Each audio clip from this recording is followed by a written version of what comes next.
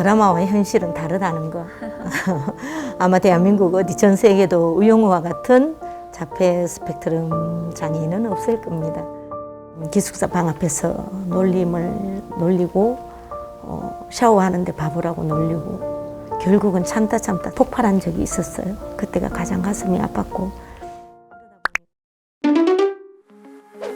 선엽 씨처럼 어머니도 소개 한마디 부탁드려요. 네.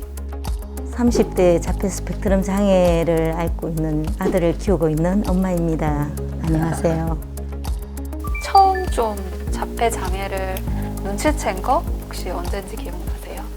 예, 미국에 그 교환학생으로 갔다가 거기서 기숙사 생활할 때 좀 그런 면이 보여서 그렇게 이제 메디컬 케어로 돌아오게 되었을 때 이제 경대병원에 가서 이제 검사를 받고 예, 아스퍼거와 서번트가 있다는 걸 알게 되었고 그리고 나서는 뭐 계속 선생님과 상담을 주치 선생님과 상담도 하고 미술 심리 치료라든지 할 수 있는 방법들은 모든 걸 동원해서 다 도와줬었습니다. 네. 그 전에는 전혀 모르셨어요? 그 전에는 좀 친구들하고 그 교우 관계가 뭐 넓지 않고 괴롭히는 나쁜 아이들이 있어도 선엽이는 말을 하지 않고 그냥 참고 그러다 보니까 그런 자폐 성향이라고는 좀 빨리 알아차리지 못했습니다. 어릴 때 뭐 본네트 열어서 다 그렸다는 이야기도 제가 인상적으로 초등학교 5세 때 별명이 차 박사였어요. 친척들이 집에 있는 차를 먼저 본네트를 열어서 안을 전부 보고 그걸 상세하게 그림으로 상세도를 그렸거든요. 그 다음부터는 우리 집에 오는 사람 무조건 본네트를 다 열어서 그 선엽에게 보여주면 이제 선엽이가 그걸 보고 또 혼자 그리고 그런 것도 있었고. 자폐 장애의 가족으로 산다는 게 어떤 건지 모든 행동이나 생각은 본인 위주거든요. 그래서 가족이지만 가족들도 힘들 때가 있고 그렇지만 가족이니까 또 장애가 있다고 해서 다 또 뭐 이해하고 서로 배려하고 그렇게 살아가고 저는 엄마니까 뭐 그냥 무한대로 선엽에게 사랑을 주는 거고 동생도 또 형을 많이 지지해주고 또 선엽이도 동생을 끔찍하게 생각은 하죠. 제일 선엽 씨 이렇게 보호하시면서 가슴 아프셨던 적? 선엽이가 자기 얘기하면서 엄마가 우는 걸 제일 싫어해요.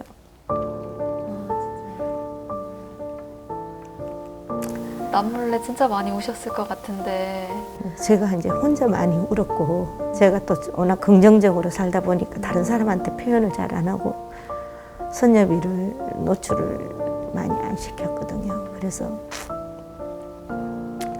서울에 이제 떨어져 공부할 때가 가장 힘들었고 그때는 도와줄 사람도 없었고 선엽이 혼자 그걸 다 오롯이 감당해야 되는 몫이었기 때문에 본인이 너무 힘들었을 거고 거기에서 이제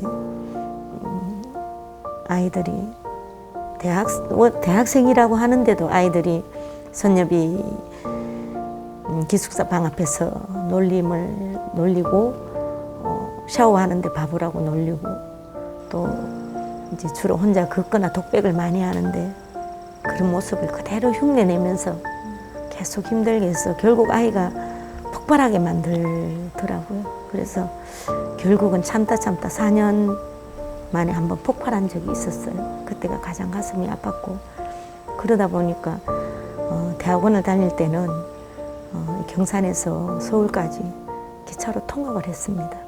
기숙 생활은 너무 힘들어요. 예, 그때 이제 너무 힘들고 그래서 그렇게 통학을 하는 그 과정이 정말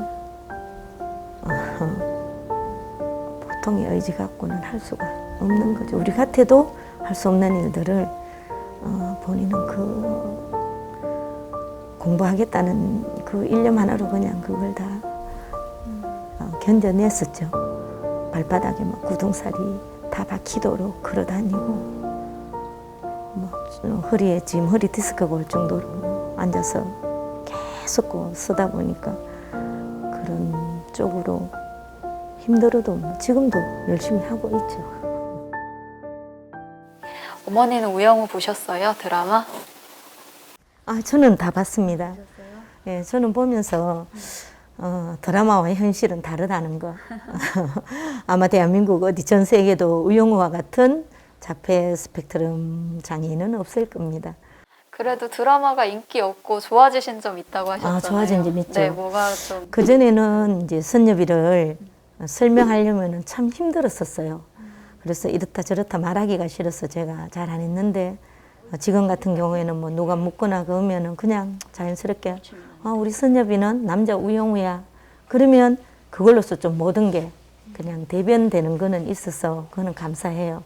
그리고 이제 그런 드라마 때문에도 이제 선여비를 좀 노출을 시켜야 되겠다. 30대 중반인데 혹시 혼자 어디를 다니다가도 그런 부분들이 모르는 사람들은 또 선여비 덩치나 외모만 보고 무서워하거나 위험하다고 생각할까 봐 그게 제일 제가 힘든 부분입니다.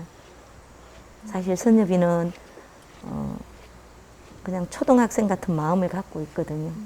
그래서 길가에 달팽이나 무당벌레 하나도 보면 꼭 손으로 잡아서 다시 풀숲으로 돌려보내고 함부로 그런 동물이나 식물을 해하지 않아요. 그리고 자기에게 조그마한 거라도 있으면 나눔을 하려고 해서 그 없는 용돈을 쪼개가지고 후원단체에 계속 지금 후원을 하고 있습니다. 그래서 그런 제가 선여비에게 너는 보석처럼 빛난다라고 얘기하는데 우영우 드라마랑 제일 다르다고 느꼈던 거 뭐 어떤 거 있으세요? 생활이 스스로 혼자 안 되죠. 그런 부분은 공부하는 면에서는 학습적이나 지능적인 면에서는 혼자 다 할 수 있지만 생활적인 면에서는 혼자 스스로 할 수 없습니다. 그래서 지금도 도움이 필요하죠. 뭐 연인을 만든다거나 친구를 만든다거나 이런 거기에 나오는 사회적인 배경들은 어떠세요? 현실과 좀 어떻게 다르죠. 일반적인 친구들하고 얘기하면은 공통 관심사가 없으면 멀어지잖아요. 지금 선여비 나이가 30대 중반이니까 다 결혼하고 가정을 이루거나 뭐 애인 있고 하지만 선여비는 오직 머릿속에 공부, 자기가 해야 되는 그 공부하는 목표밖에 없기 때문에 그런 쪽으로는 대화가 안 되니까 그냥 일반적인 친구는 없죠. 그런 그 변호사 선배 같은 선배들이 있었어요? 제일 크게 도움을 준 분은 이제 고려대 입학했을 때 그 장애인권센터에 그 박영애 과장님이 계셨는데 아버지처럼 선여비를 데리고 다니고 보살펴주고 지금까지 그 어려운 공부를 할 수 있게 서울에서 할 수 있었던 것도 그렇게 도와주셨던 분들이 있었기 때문에 가능하고 이런 것들이 참 지자체나 이렇게 지역사회에 있었으면 좋겠다.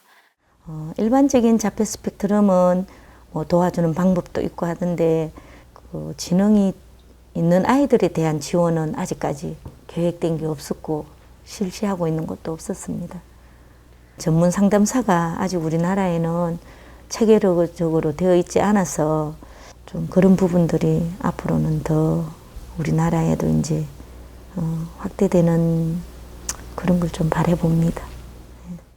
어떤 이야기를 좀 사람들이 들어줬으면 좋겠다 싶은 게 자폐 스펙트럼을 가진 아이들도 다 자기 나름의 생각이 있고 또 본인대로의 그 의지가 있습니다. 그래서 첫째는 이상한 눈으로 쳐다보지 않는 거, 그게 가장 큰 거일 것 같고 그냥 좀 그대로 내버려 두라고 하고 싶네요.